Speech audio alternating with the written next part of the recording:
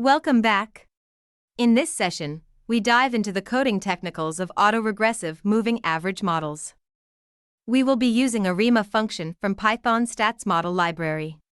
ARIMA stands for autoregressive integrated moving average. It's a forecasting method that is used to predict future points in a time series data. It's particularly effective for time series data that shows patterns or trends over time. Let's start with the autoregressive AR model. Here's a sample code using the statsmodels.tsa package in Python. In this code, we're importing the autoreg function from the statsmodels.tsa.ar_model module. We then create an AR model with lags equals 1, which means we're using an AR1 model that considers one previous time point. We fit this model to our data with model.fit. Next, let's look at the moving average MA model. Here, we're using the ARIMA function from the statsmodels.tsa.arima.model module.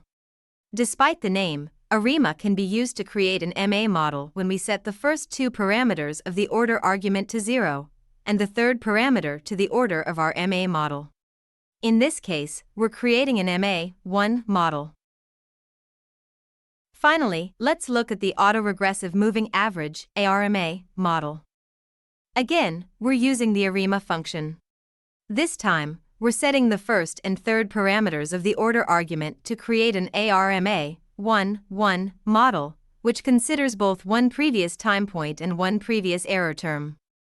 In all three cases, data would be your time series data that you're trying to model. After fitting the model with model.fit, you can make predictions with model.fit.predict.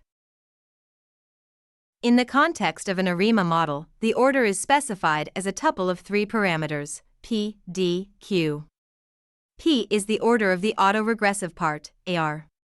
D is the order of differencing required to make the time series stationary, I for integrated. Q is the order of the moving average part, MA. So, in the order sadface 1, 0, 1, the 0 means that the time series data is already stationary and does not require any differencing. If the time series was not stationary, we would need to differentiate it one or more times to make it stationary, and D would be the number of times we need to do this. Stationarity is an important concept in time series analysis, as many forecasting methods assume that the data is stationary. For now, we only focus on order P and order Q.